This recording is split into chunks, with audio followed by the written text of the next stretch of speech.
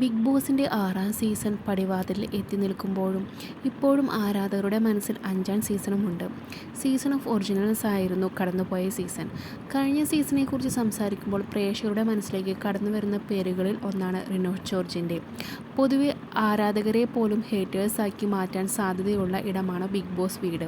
എന്നാൽ big boss വീടിനകത്തും പുറത്തും positive vibe ഉണ്ടാക്കി ഒട്ടേറെ ആരാധകരെ നേടിയ വ്യക്തിയാണ് റിനോഷ്. ഇപ്പോൾ ഇത് റിനോഷിൻ്റെ ഒരു ഇൻ്റർവ്യൂ ആണ് പ്രേക്ഷക ശ്രദ്ധ നേടുന്നത്. അഭിമുഖത്തിനിടെ റിനോഷിനെ ചോദ്യവുമായി സഹ ബിഗ് ബോസ് താരമായ ശോഭ വിശ്വനാഥ് എത്തിയിരുന്നു.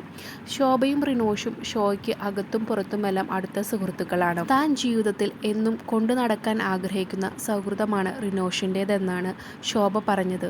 റിനോഷിനെ പറ്റി പറയാൻ ഒരുപാടുണ്ട്, വാ തോരാതെ പറയാൻ പറ്റും. സീസൺ ഓഫ് ഒറിജിനൽസിൽ വളരെ കുറച്ചുപേർ മാത്രമേ ഒറിജിനൽ ആയിട്ട് ഉണ്ടായിരുന്നുള്ളൂ.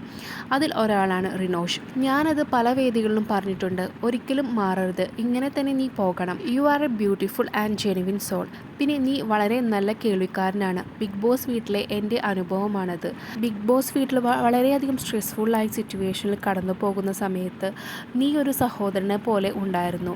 അതിന് നന്ദി, ലവ് യു എന്നാണ് ശോഭ റിനോഷിനെ കുറിച്ച് പറഞ്ഞത്. പിന്നെ മറ്റൊരു ചോദ്യം കൂടി ശോഭ ചോദിച്ചു, ആരാണ് ആ പാലക്കാടുകാരി കുട്ടി? കമൻറ്റ് ബോക്സിലൊക്കെ എല്ലാവരും ചോദിക്കുന്നത് പാലക്കാടുള്ള കുട്ടി ആരാണ് എന്നാണ്. പാലക്കാട് നിന്നുള്ള ഒരാൾ മാത്രമേ നമ്മുടെ ഗ്രൂപ്പിലുള്ളൂ, ഇനി അതാണോ എന്നാണ് ശോഭ ചോദിച്ചത്. തുടർന്ന് റിനോഷ് മറുപടി നൽകുന്നുണ്ട്. അത് ഞാനൊരു പാട്ട് ഇറക്കിയിരുന്നു, അതിലെ വരികളാണ്.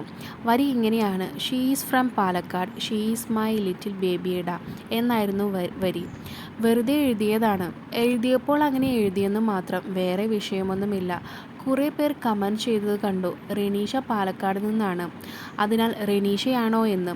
പക്ഷേ അങ്ങനെയൊന്നുമില്ല, എഴുതിയപ്പോൾ അങ്ങ് എഴുതിയതാണെന്നും റിനോഷ് മറുപടി നൽകുന്നു.